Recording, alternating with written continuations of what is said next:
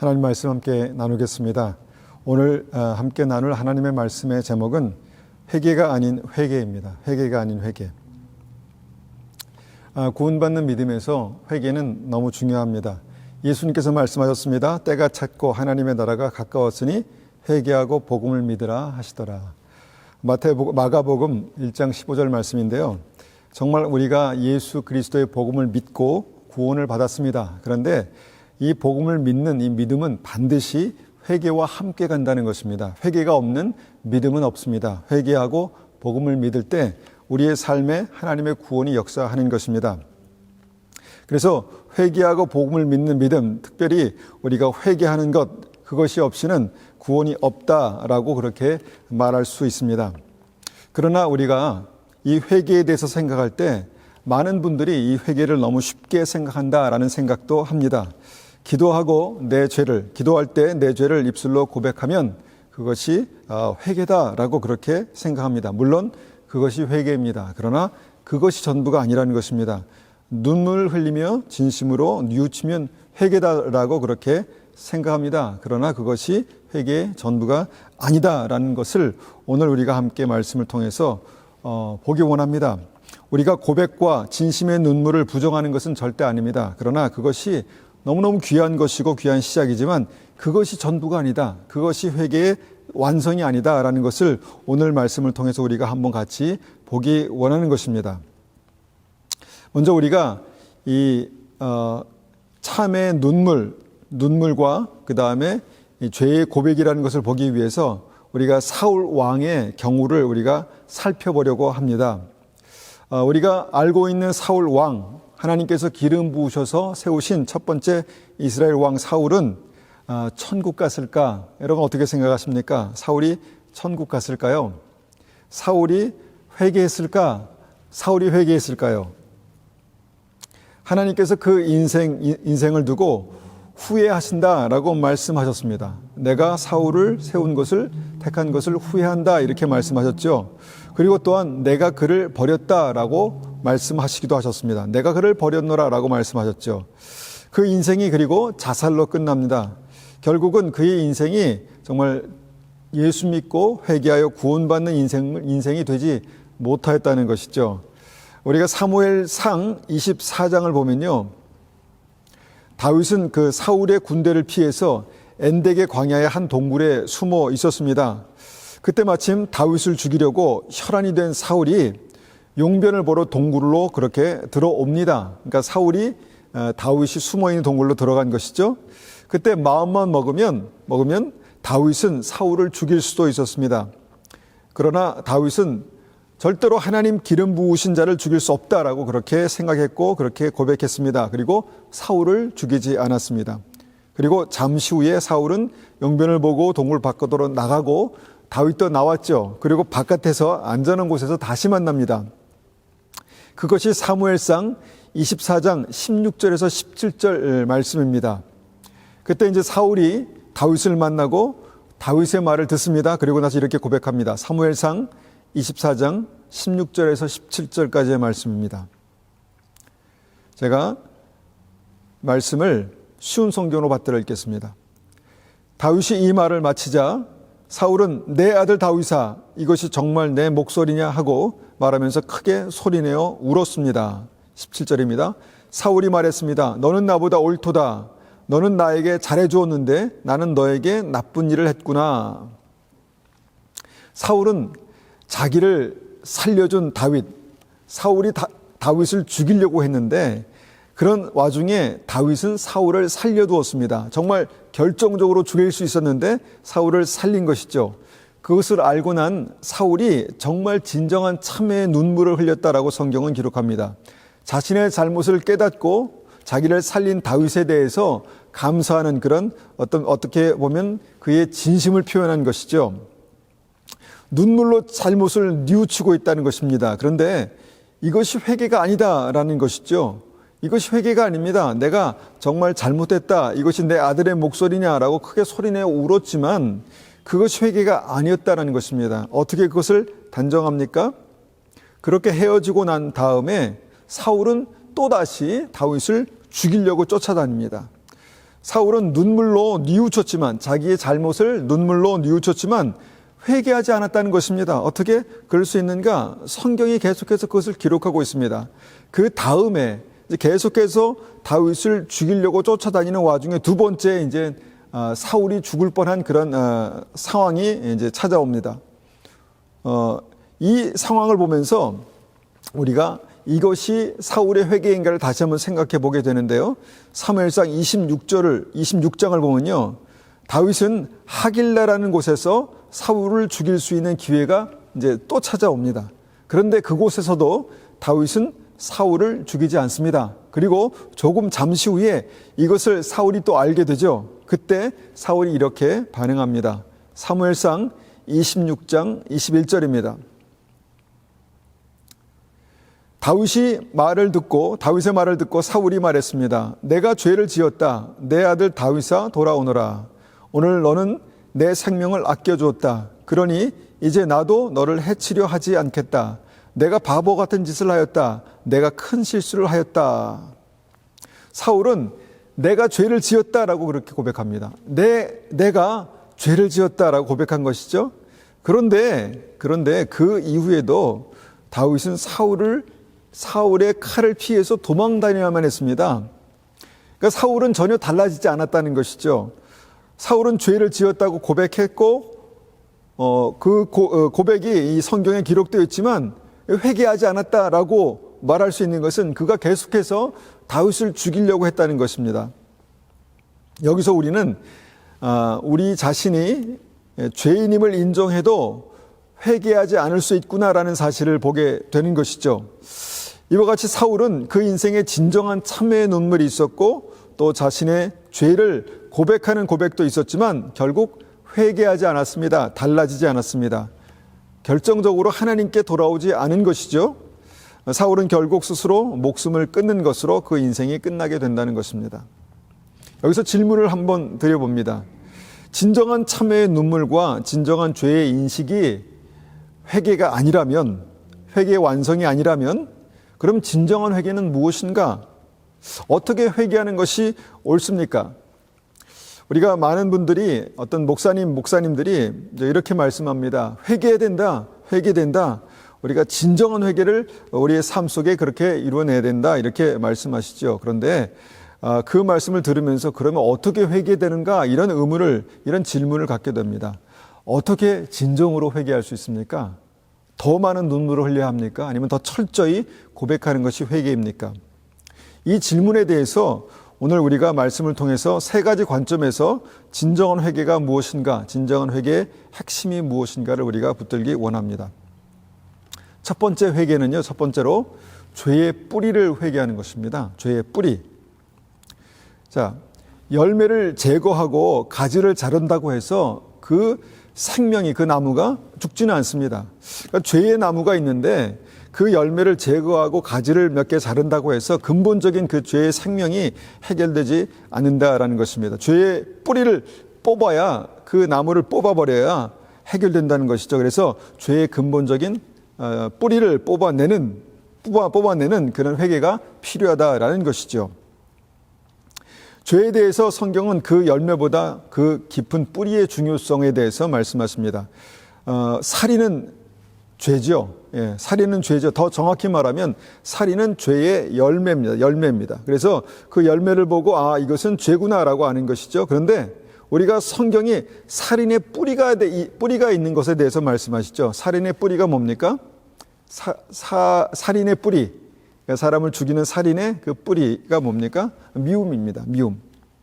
마태복음 5장 21절에서 22절까지의 말씀을 봅니다. 마태복음 5장 21절에서 22절.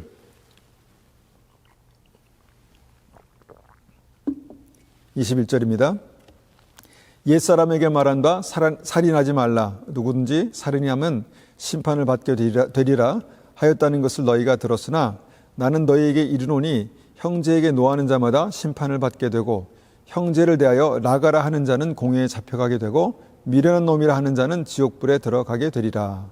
자, 여기서 우리가 이 말씀을 보면은 살인하지 말라, 살인하면 심판을 받는다라는 것을 우리가 들었다는 것입니다. 그런데 이 말씀은 그것이 다가 아니다라는 것을 말씀하는 것이죠.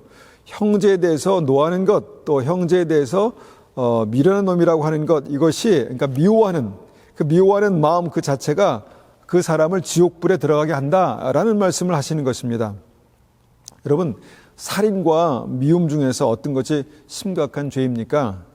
당연하게 우리는 살인이다 그렇게 말하죠. 살인이 심각한 죄입니다. 그러나 성경은 살인의 그 뿌리, 그 성경의 관점은 살인의 뿌리를 좀 더 심각하게 다루고 있다는 것입니다.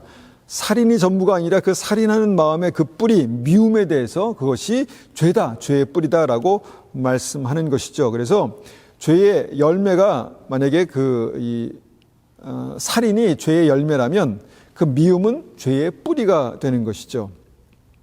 그래서 우리는 이 말씀을 가지고 사울의 죄의 뿌리가 무엇인가 한번 생각해 봅니다. 사울의 죄의 뿌리.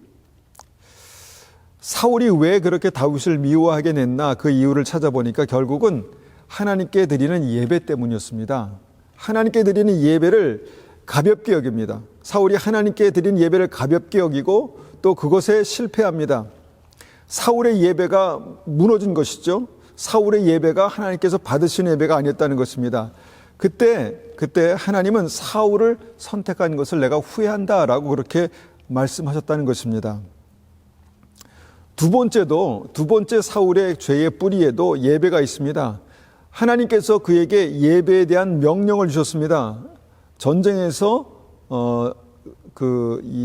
전쟁에 승리한 후에 획득한 그 노획물, 그 짐승들을 다 죽여서 하나님께 드린 예배로 드려라 이렇게 말씀했는데 하나님께서 주신 명령을 사울이 무시했습니다. 가볍게 여겼다는 것이죠. 그때 하나님께서는 내가 사울 왕 삼은 것을 내가 후회하고 사울을 버렸노라라고 그를 버렸노라라고 그렇게 말씀하신 것이죠. 이것이 사울의 죄의 시작입니다. 사울의 죄의 뿌리라는 것이죠. 우리가 창세기에 아담과 하와의 죄에 대해서 하나님께서 해결하신 그 해결책이 뭔가요? 바로 양을 잡아서 그 가죽으로 옷을 입혀 그들의 부끄러움을 가리워 주신 것입니다. 그런데 그 사건이 어떤 것이 됐나요? 그것이 처음에 예배, 그러니까 희생제사, 예배가 됐다는 것입니다. 그런데 우리가 이 말씀을 한번 이 사울의 예배와 한번 연결해서 생각해 본다면 사울에게 그 예배가 무너지게 되니까 어떻게 되었나라는 것입니다. 사울의 예배가 무너지고 나서 어떻게 되었나? 하나님보다 사람을 두려워했고요. 사울의 예배가 무너지니까 하나님께서 기름 부으신 다윗을 질투하고 미워하고 죽이려 했다는 것입니다. 사울의 예배가 무너지니까 그가 왕위에서 더 이상 하나님께서 그를 왕으로 인정하시지 않으셨다는 것입니다. 사울의 예배가 무너지니까 그 자신의 삶의 목적 자체가 하나님이 아니라 자기의 인생, 자기의 왕위를 지키는 것에 전체 그 삶을 그렇게 낭비하게 됩니다. 미워하고 다윗을 죽이려는 것에 인생 전체를 낭비하게 된다는 것이죠. 그래서 처음에 하나님을 믿었던 사울의 죄의 뿌리는요, 바로 무너진 예배였습니다. 무너진 예배였습니다. 아담과 하와의 죄 용서와 하나님과의 관계 회복이 예배에 있던 것처럼 이번에는 같은 예배가 사울에게는 그 관계가 무너지는 죄의 시작이 됐다는 것입니다. 많은 크리스찬들에게 예배는 축복입니다. 그러나 또 많은 크리스찬들에게 무너진 예배가 있다면 그 무너진 예배는 죄의 시작이 된다는 것이죠. 바로 사울에게서처럼 그렇게 된다는 것입니다. 성경은 똑같은 관점에서 여러 사람들의 삶을 다루고 있습니다. 동생을 죽인 가인의 그 살인이 죄의 열매라면 그 죄의 시작, 그 뿌리는 어디입니까? 바로 가인의 무너진 예배였습니다. 하나님께서 가인이 드린 예배를 받지 않으셨습니다. 그것에 분노한 가인이 아벨을 들로 불러내어서 아벨을 쳐 죽이는 그런 일이 있었습니다. 그러니까 가인의 살인의 뿌리에는 무너진 예배가 있었다는 것입니다. 솔로몬의 축복은 놀라운 예배였습니다. 하나님께 일천번제를 드렸고 하나님께서 그것을 기쁘게 받으셨습니다. 그리고 하나님께서 그를 축복하시기로 결정하셨고 다윗이 지혜로 금은 보화를 원하지 않고 하나님의 백성을 다스릴 지혜를 구하자 더 많은 놀라운 축복으로 그에게 부으셨습니다. 그러니까 그의 축복의 시작은 예배였죠. 그런데 그런 솔로몬의 예배가 무너지기 시작했습니다. 어떻게 무너졌습니까? 솔로몬이 결혼한 정략 결혼한 많은 그 왕비로부터 가져온 우상들을 섬기기 시작했다는 것입니다.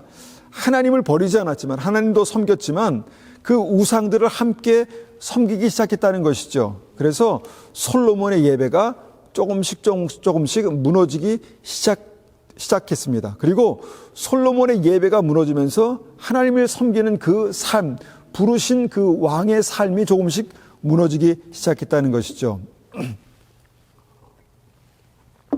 그래서 아주 중요한 진리를 우리가 이 말씀에서 발견하게 되는데, 죄의 근본적인 뿌리는 바로 무너진 예배입니다. 즉 하나님을 예배하지 않는 것, 하나님을 섬기지 않는 것이 모든 죄의 뿌리라는 것이죠. 그래서 많은 사람들이 우상을 두는 것이 죄가 되는 것이고, 하나님과 재물을 겸하여 섬기는 것이 죄가 되는 것이고, 그렇게 해서 성경은 돈을 사랑함이 일만하게 뿌리가 된다라고 그렇게 말씀하는 것이죠. 즉 예배가 무너지니까, 하나님께 예배하는 그 자리에 우상이 들어오게 되니까 그것이 죄가 됐다는 것입니다. 이 시대의 믿음의 위기는 바로 여기에서 온다고 믿습니다. 예배가 쉬워지고 삶의 우선순위가 하나님께 드리는 예배에서 밀려나게 됩니다. 그래서 예배가 그들의 삶의 중심에 있지 않습니다. 하나님과 재물을 동시에 예배하는 무너진 예배가 그들의 삶 가운데 그렇게 스며들기 시작하고요. 그래서 그 예배가 정말 다시 하나님께서 받으시는 예배가 아니라 정말 어떻게 보면 하나님과 재물을 겸하여 섬기는 그 믿음의 자리로 그렇게 가게 한다는 것입니다. 그래서 죄의 뿌리는 바로 무너진 예배입니다. 그렇다면 우리가 회개를 생각할 때 첫 번째 회개의 핵심이 무엇인가?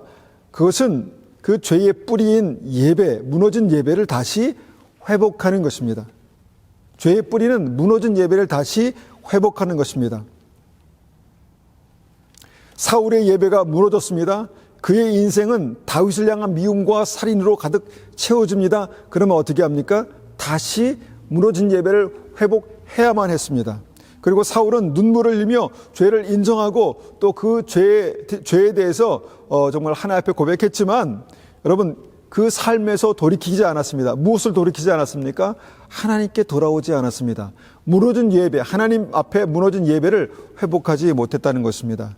이것이 사울이 회개하지 않은 것입니다. 그래서 하나님을 경외함으로 예배를 회복하는 것이 진정한 회개의 뿌리다라고 그렇게 첫 번째로 말씀드릴 수 있습니다. 두 번째는 회개의 터닝 포인트를 찾으라는 것입니다. 회개의 터닝 포인트.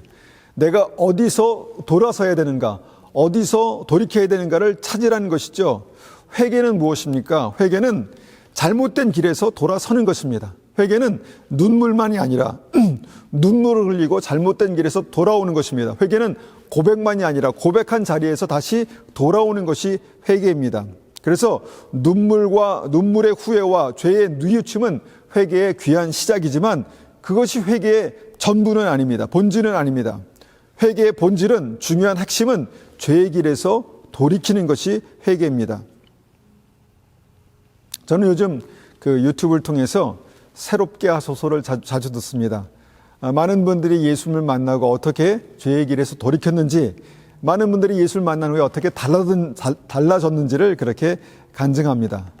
그런데 어떤 간증을 들으면서 그 가정에서 그 아버지가 술만 먹으면 그 아이들과 가족을 때렸다라고 그렇게 고백했습니다. 그런데 그 술 먹었을 때 이 악마 같은 그런 어떤 그 폭행이 정신이 온전히 이제 술이 깨고 정신이 들면 다시 제정신이 돌아왔다는 것이죠. 그래서 제정신이 돌아오면 미안하다, 내가 정말 잘못했다, 이렇게 말했다는 것입니다. 그런데 다시 술만 마시면 똑같이 되는 것입니다. 그러면 정말 그가 다시 제정신이 들었을 때 미안하다, 잘못했다 말하는 것이 회개가 될 수 있을까요? 그것은 진정한 회개라고 볼 수 없을 것입니다. 또 한 번 우리가 다른 얘기를 우리가 생각해 볼 수 있는데, 화가 나면 그 화를 주체하지 못하는 그런 어떤 약점을 가진 분들도 있습니다. 화가 나면 만약에 이 가정 폭력을 일삼는 일이 있다면, 여러분 화가 가라앉히면 어떻게 되겠습니까? 그러면 제정신이 들어서 미안하다고 말할 수 있습니다. 눈물을 흘리면서 제발 나를 용서해달라고 말할 수 있습니다. 근데 화를 주체를 못하는 것이죠. 화가 나면 다시 그 상태로 돌아갈 수 있다는 것입니다. 그러면 그때 제정신이 들었을 때 내가 미안하다라고 말한다면 그것이 회개일까요? 아니라는 것이죠. 회개는 그 죄의 길에서 돌이키는 것입니다. 돌아서는 것이다라는 것입니다. 사울의 눈물과 죄의 자각, 죄의 고백이 회개가 아닌 이유가 바로 이것입니다. 사무엘상 24장 16절에서 사울은 내 아들 다윗아, 이것이 정말 내 목소리냐 하고 말하면서 크게 소리내어 울었습니다. 크게 소리내어 울었다고 합니다. 그래서 사울은 계속해서 다윗을 죽이려 했는데 그 다윗을 죽이려는 이 행동이 너무너무 잘못됐다. 이 착한 다윗을 내가 죽이려고 하는구나. 이런 어떤 자책감 때문에 소리내어 울었습니다. 그런데 그 울음 이후에, 그 눈물 이후에 다윗을 죽이려는 그 행동을 멈추지 않았습니다. 계속해서 그 이후에도 사울은 다윗을 죽이려고 했다는 것이죠. 즉 회개가 아니라는 것입니다. 사무엘상 26장 21절에서도 사울은 또 말합니다. 내가 죄를 지었다라고 고백합니다. 내 아들 다윗아, 돌아오너라. 오늘 너는 내 생명을 아껴주었다. 그러니 이제 나도 너를 해치려 하지 않겠다. 내가 바보 같은 짓을 하였다. 내가 큰 실수를 하였다. 얼마나 귀한 회개입니까? 내가 죄를 지었다라고 죄를 자복하고요. 그 다음에 다윗에 대해서 고맙다고 말하고요. 그 다음에 내가 실수를 했다, 내가 잘못했다, 바보 같은 짓을 했다라고 그렇게 말합니다. 그런데 그렇게 말하고 나서 사울은 변하지 않았습니다. 사울은 변하지 않았습니다. 다윗을 향한 그런 미움을 계속해서 간직하고 있었고요. 계속해서 그 다윗을 죽이려는 것으로 인생을 허비하게 됩니다. 회개한 것이 아니라는 것이죠. 그래서 회개는 죄의 길에서 돌아서는 것입니다. 그래서 회개는 바로 터닝 포인트를 아는 것입니다. 발견하고 거기서 돌아오는 것이 회개라는 것이죠. 물론 이것은 힘듭니다. 변화되는 것이 얼마나 힘듭니까?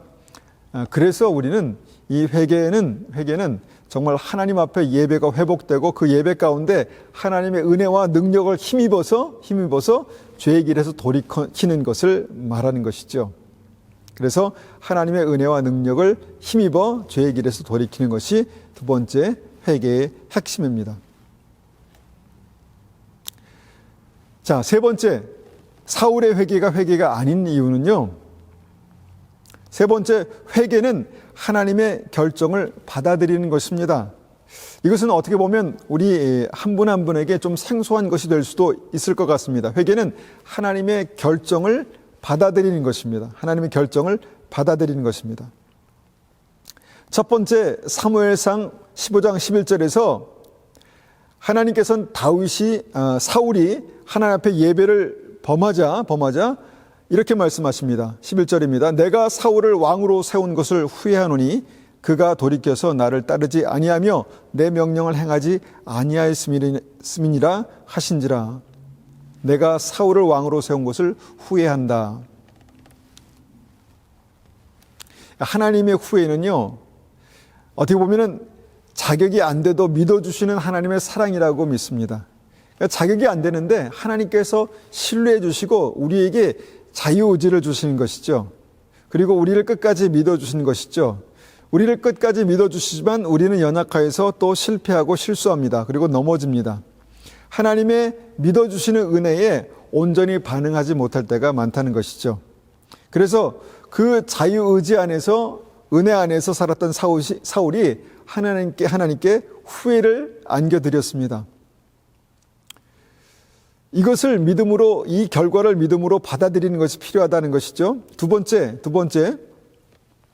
사울이 예배를 범하고 죄를 지었을 때 하나님은 그를 왕에서 버리시겠다 말씀하셨습니다.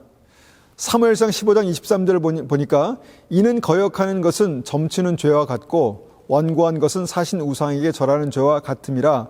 왕이 여호와의 말씀을 버렸으므로, 사울이 여호와의 말씀을 버렸으므로 여호와께서도 왕을 버려 왕이 되지 못하게 하셨나이다 하니, 우리가 여기서 하나님께서 버리셨다는 말씀을 잘 이해해야 합니다. 이 버림은 영원한 버림이 아닙니다. 사울의 지옥 판결이 내려졌다라고 말씀하는 것이 아니라는 것이죠. 왕을 버려 왕이 되지 못하게 하셨다는 것입니다. 그러니까 왕에서 내려와야 한다라는 것이죠. 하나님께서 세우신 왕의 자리에서 내려와야 한다라고 말씀하신 것이죠. 그렇다면 여기서 사울이 하나님 앞에 죄를 범하고 예배에 대한 죄를 범하고 하나님께서 그에게 후회하시고 또 왕에서 내려오게 하셨는데 그것을 믿음으로 받아들이는 것이 회개라는 것입니다. 믿음으로 받아들이는 것이. 자, 그런데 사울이 이것을 믿음으로 받아들였나요? 받아들일 수 없었습니다. 그래서 어떻게 했습니까? 끝까지 다윗을 죽이려고 했습니다. 끝까지 하나님께서 기름 부으시고 세우신 하나님의 결정하신 다윗을 죽이려고 했다는 것이죠. 이것이 죄의 뿌리가 되었습니다. 그렇다면 회개는 무엇입니까? 하나님께서 결정하신 것을 받아들이는 것입니다. 후회하시는 하나님의 결정을 받아들였다면 다시 예배를 범하지 말았어야 했습니다. 그런데 사울은 다시 예배에 실수합니다. 예배가 무너집니다. 그 이유는 뭡니까? 하나님께서 후회하셨다라고 말씀하신 그 무게를 몰랐다는 것입니다. 받아들이지 못했다는 것입니다. 어떻게 그것 때문에 후회한다라고 말씀하실 수 있어? 라고 생각했는지도 모르겠습니다. 하여튼 사울은 두 번째로 그렇게 이 하나님의 말씀을 받아들이지 못했기 때문에 두 번째로 예배를 범하게 됩니다. 두 번째, 사울이 하나님의 결정을 받아들였다면 사울은 순리대로 왕에서 내려오면 되었을 것입니다. 그러면 사울은 평범하지만 어떤 이 왕위에서 내려온 그런 왕으로서 평범하지만 귀하고 아름다운 인생을 그렇게 마무리할 수 있었을 거라고 믿습니다. 그런데 사울은 내려오지 않았습니다. 하나님의 결정을 받아들이지 않았기 때문에 끝까지 하나님을 거역하고 대적하는 인생을 살 수밖에 없었다는 것입니다. 그 인생을 얼마나 살았습니까? 고집스럽게도 38년 동안 하나님의 결정을 받아들일 수 없었습니다. 38년 동안 사울은 다윗을 계속해서 미워했고 계속해서 죽이려 했습니다. 38년 동안 사울은 모든 인생을 죄 짓는데 그렇게 쏟아 부었다는 것이죠. 그래서 회개의 세 번째 중요한 포인트는, 회개는 하나님의 결정, 즉 그의 현실을 받아들이는 것입니다. 우리 인생을 향한 하나님의 결정들이 있습니다. 하나님께서 우리가 어떤 그 귀한 일을 했을 때, 믿음으로 귀한 일을 했을 때 하나님께서 우리에게 복을 주시는 결정을 하시고요. 또 우리가 하나님 앞에 범죄했을 때 그 범죄에 대해서 또 하나님의 결정들이 있습니다. 사울이 범죄했을 때 하나님께서 왕에서 내려오라고 이제 결정하신 것이죠. 왕으로 버렸다 이렇게 말씀하신 것이죠. 우리가 성경을 보면 하나님께서 귀히 쓸 그릇과 천히 쓸 그릇을 선택하신다라고 그렇게 말씀하십니다. 그것이 이제 디모데후서 2장 말씀이죠.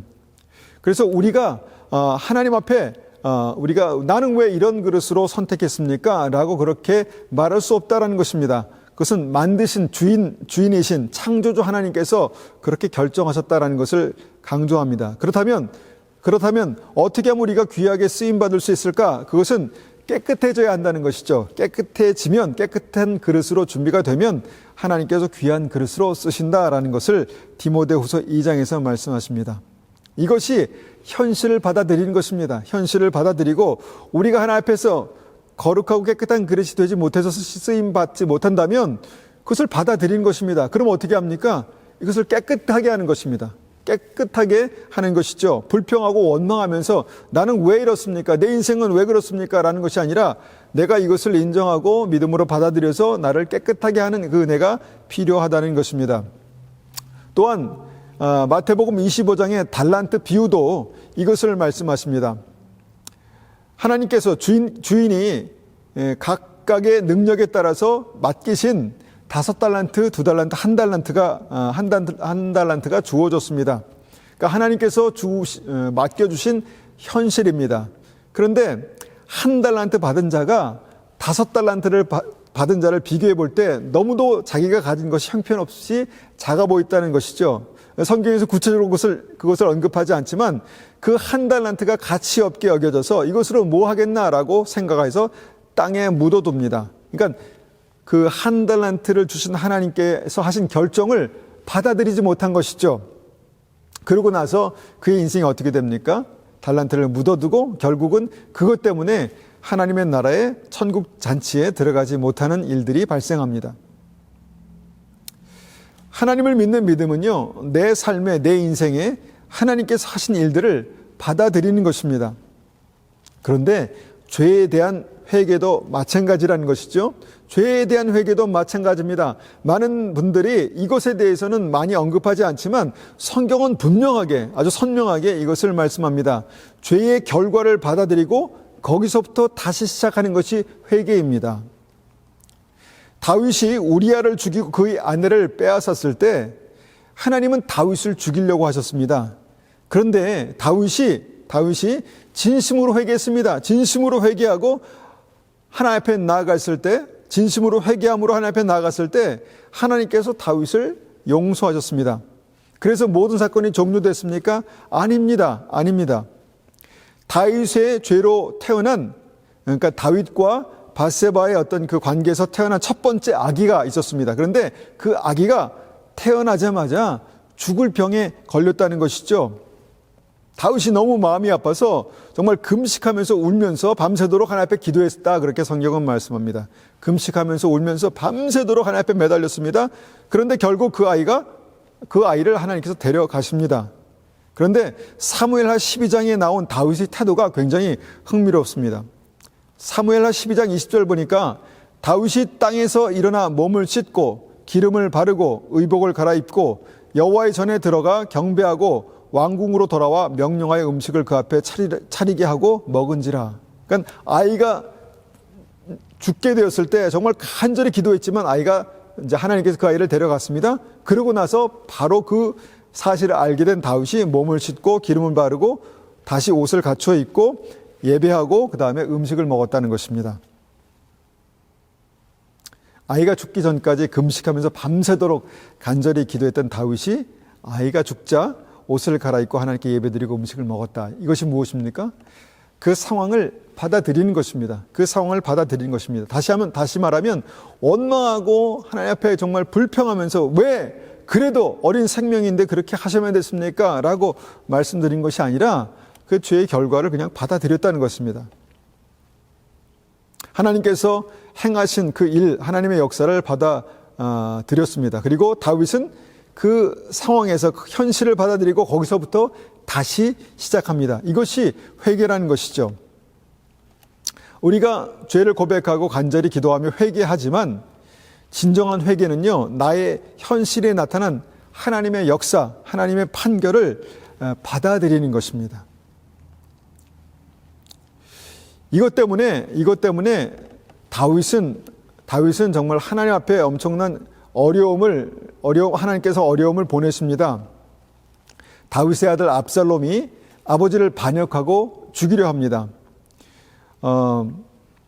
분명히 하나님께서는 다윗의 죄를 용서하셨지만 그 삶에 하나님께서 내리신 판결들이 있었고 이것이 그 삶의 이후에도 나타났다는 것입니다. 다윗의 아들 압살롬이 반역하고 아버지 왕인 다윗을 죽이려고 그렇게 쫓아다닐 때 다윗은 어떻게 했습니까? 묵묵히 도망했습니다. 다윗은 자신의 죄에 대해서 하나님의 결정을 받아들였다는 것입니다. 받아들였습니다. 회개는 하나님께서 역사하시는 나의 현실을 받아들이는 것입니다. 죄의 삭은 사망이지만 회개한 죄에 대해서도 하나님께서 그 책임을 물으실 때가 있습니다. 그것을 받아들이는 것입니다. 그리고 하나님께서 그 죄에 대한 어떤 결과로 연단하시고 우리를 고난 가운데 두셨을 때, 그래서 그 고난으로 우리를 깨끗게 하시고 정결한 그릇으로 만들어가는 그 과정 가운데 있을 때 불평하고 원망하지 않고 하나님께서 하시는 역사를 받아들이는 것이 진정한 회개입니다. 사울은 이것을 받아들이지 못했고요, 다윗은 이것을 받아들일 수 있는 사람이었습니다. 다윗은 하나님께서 그를 어렵게 하실 때 그의 아들을 데려가시고 또 그 아들이 그를 정말 죽이려고 그렇게 할 때 불평하거나 원망하지 않았습니다. 물론 쉽지 않았을 것입니다. 그러나 불평하거나 원망하지 않고 보복하지 않았습니다. 그 상황에 순복하면서 그냥 도망갔다는 것입니다. 도망갔습니다.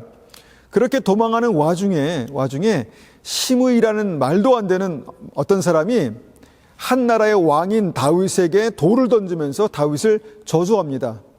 이게 굉장히 유명한 말씀이죠. 시므이가 다윗에게 돌을 던지면서 저주할 때 다윗이 어떻게 했는가? 그것이 사무엘하 16장 5절에서 8절까지의 말씀입니다. 사무엘하 16장 5절입니다. 다윗 왕이 바후림에 이르렀을 때 어떤 사람이 그곳에서 나왔습니다. 그 사람은 사울의 집안 사람이었습니다. 그는 게라의 아들 시므이였습니다. 시므이는 나오면서 다윗을 저주했습니다.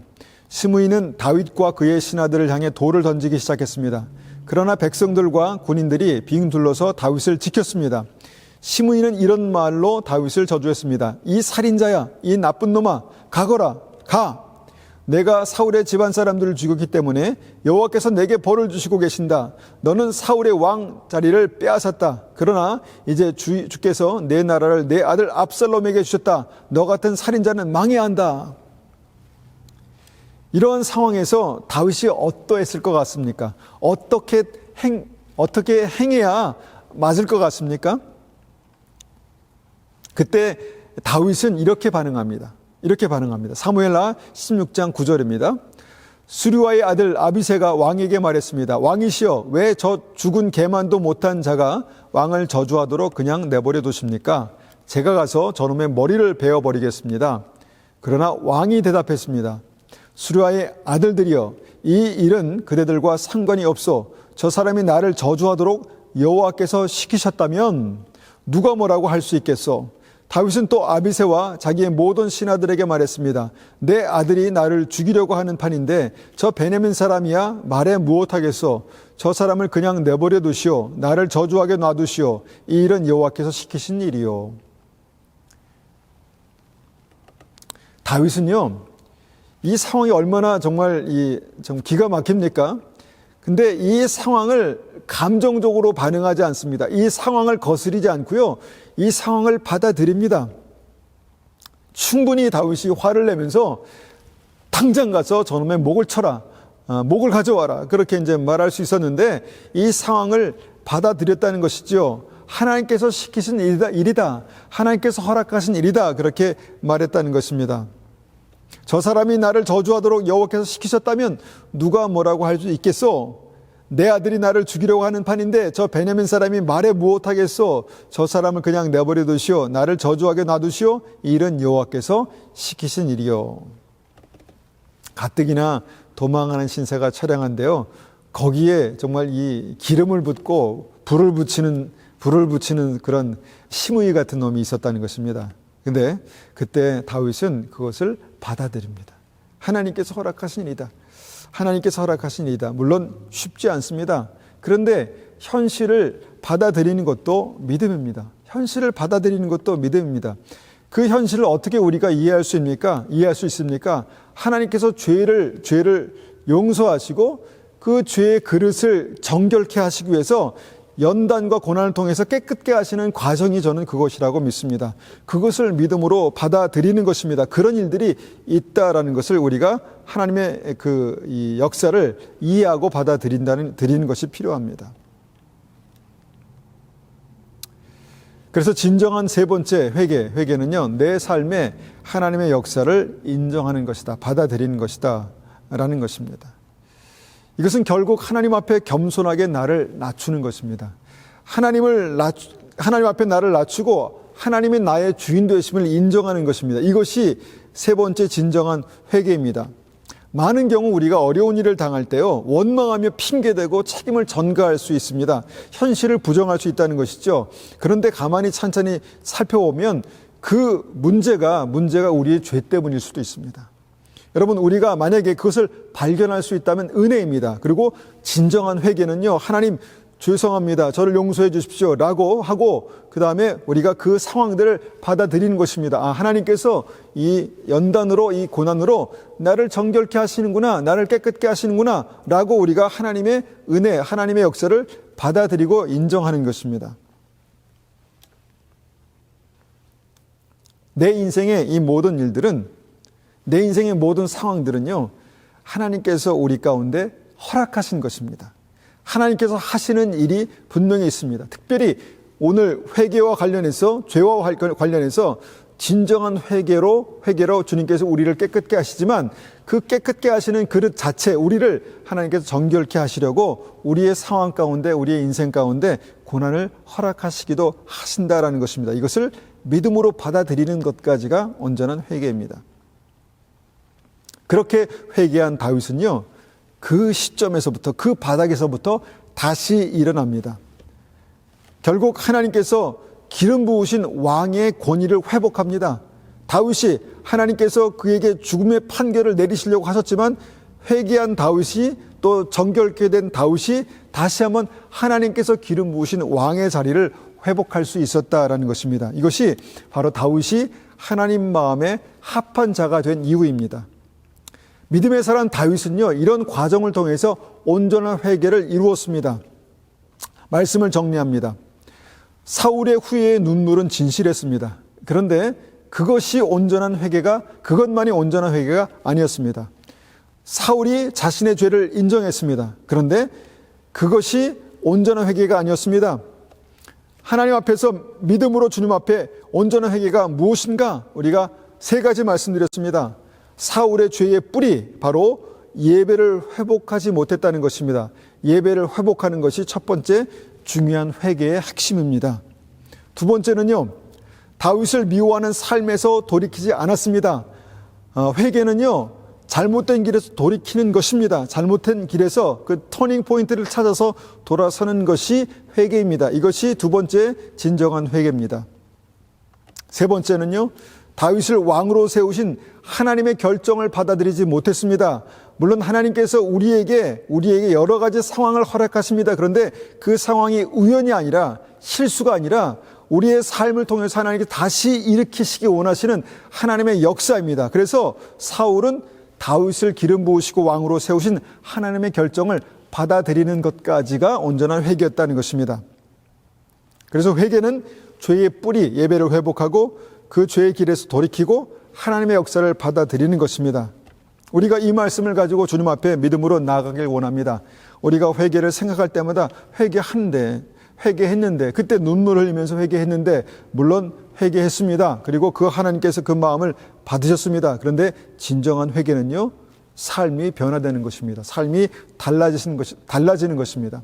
우리가 하나님 앞에 나아갈 때 그런 온전한 회개가 우리의 삶을 다시 한번 그 바닥에서, 그 시점에서부터 일으키는 그런 역사, 다윗이 완전히 하나님께서 죽이시려고 하는 그 자리까지 갔지만 그 자리에서 다시 일으키시는 하나님의 역사는요, 온전한 회개로 가능했다는 것입니다. 그런 온전한 회개의 역사가 날마다 우리의 삶 가운데 있으시기를 축원합니다. 우리가 이 말씀을 가지고 한번 같이 기도하시겠습니다.